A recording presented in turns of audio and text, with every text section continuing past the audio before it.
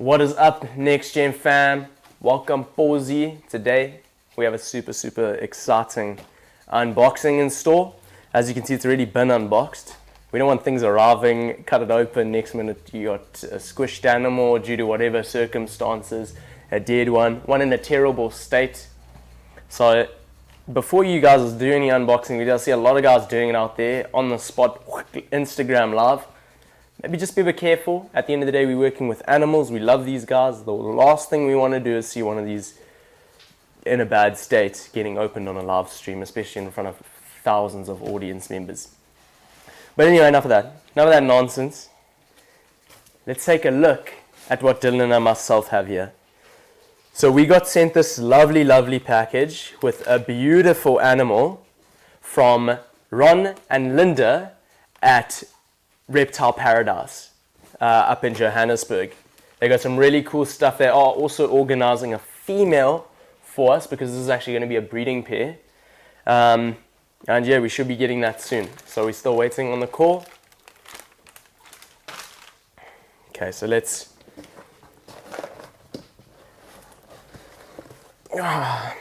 nice and secure in there. Why does this box still feel so heavy? There's a lot of paper in there for protecting it. Okay, so this, a lot of the times, is the best thing to send any animal in. We've actually got an adult python species in here.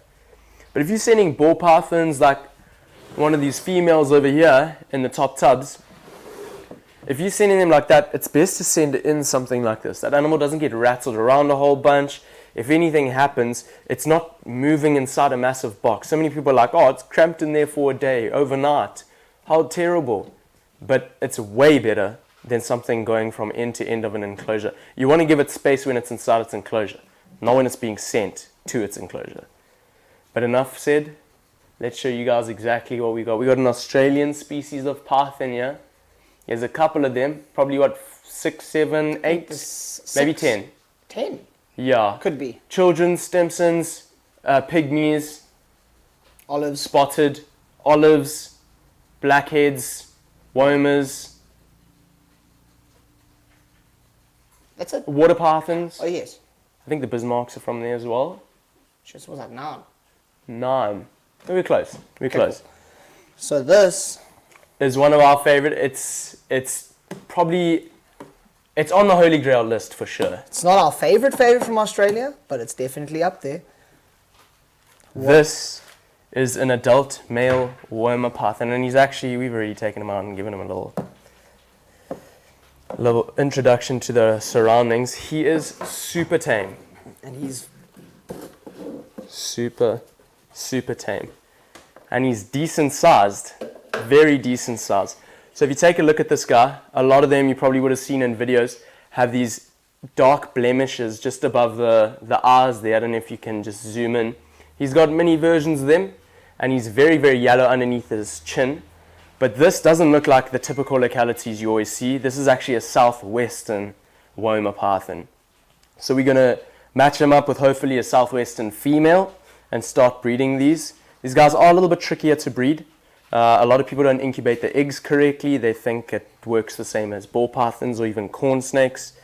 If you look at our incubators, we've actually got sort of like a water-based incubator. The heating element goes into like a water tray at the bottom. We actually got one sitting on the floor here for testing. yeah. So that heats the water up, and then it's inside a fridge, and then it fills the fridge up with moist. With that, heat. you do get evaporation. Yes. And these guys, when they lay eggs, they like it to be dry, very dry. So we're going to try to perfect the incubation scenario for these guys within the next year. Even if we get the female this year, we're not going to try to breed them just as yet. We're going to make sure all our ducks are in a row, that they're in the best condition they could possibly be. And this guy is going to go into a quarantine for about 3-4 weeks. He is incredible. Look at that dude, bro. I've been asking Jordan for us to get one for months now. These are active guys, eh? And when he told me that it was on the way, almost jumped through my ceiling. Yeah, it was, let me get out my phone and see if we can get a little shot of this. So the other day I left Dylan's house and I said, Brew, I'm putting together a short list of the things we need And if you take a look at what's right at the top of that list, by the way, if you got anything else, hit us up anytime. You know the Trying to get digits. the focus. There it is. Yep. Womaparthan, Top of the Aspadatis list. Ramsey. And that was last week, and he is here. And he's here now. We move fast, boys. We don't mess around. We move fast. We don't mess about. We never have. We never will. What we are going to do for you guys now is we're going to put him in his enclosure, was quarantine enclosure, which will actually be his permanent enclosure. As you can see here, we usually have a big black thing underneath the puffy. That is this guy's enclosure. It's going to be in a vision cage. And yeah, he's going to go into quarantine in one of the other spare rooms we have here in the meantime. But what we'll do is we'll show you him inside his enclosure. We got a nice light in there. We'll show him moving around a little bit. And what we'll do is a little voiceover, let you know about the species, what to expect from them, because we've gotten a lot of questions just sending this through to groups that we're on WhatsApp. People saying, what on earth is it? Yeah. And this being one of our holy grail species, we can't have people saying that about our boy. We also need a name for him. It's got to be Aussie. So if you got anything clever, If you got anything, put it down below. Put it We're down thinking below. maybe calling him Wallaby, Bruce, a couple of Logan. different things. but yeah, he's awesome. He's super, super awesome. Womaparthans are super interesting snakes. Also known as the Ramsey's Parthan and sand parthans, these guys are endemic to Western Australia and favour dry, arid conditions. These snakes are becoming more scarce in their natural range, and in some regions of Western Australia are even classified as critically endangered.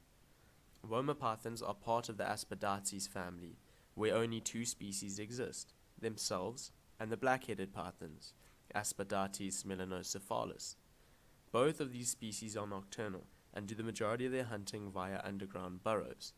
Womaparthans are known for a lack of heat pits found on the face, as they are not mammal specialists, but instead eat pretty much anything they can get in their mouths. Another unparthan-like quality of theirs is the fact that they do not constrict prey, but rather use their significant jaw power to get as good as a grip possible before smacking the prey repeatedly into the sides of a burrow. This is the main reason why wild-caught and live-fed animals have scars on the head and neck region.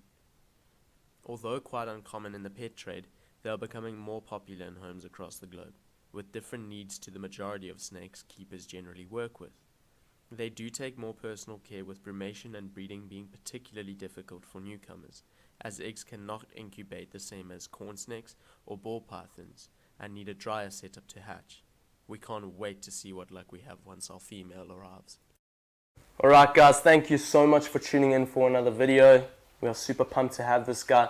Please remember, hit the like, hit subscribe, and press that notification bell in the corner to keep updated for whenever we post. Please check out our Instagram, links are below. Check out Ron and Linda.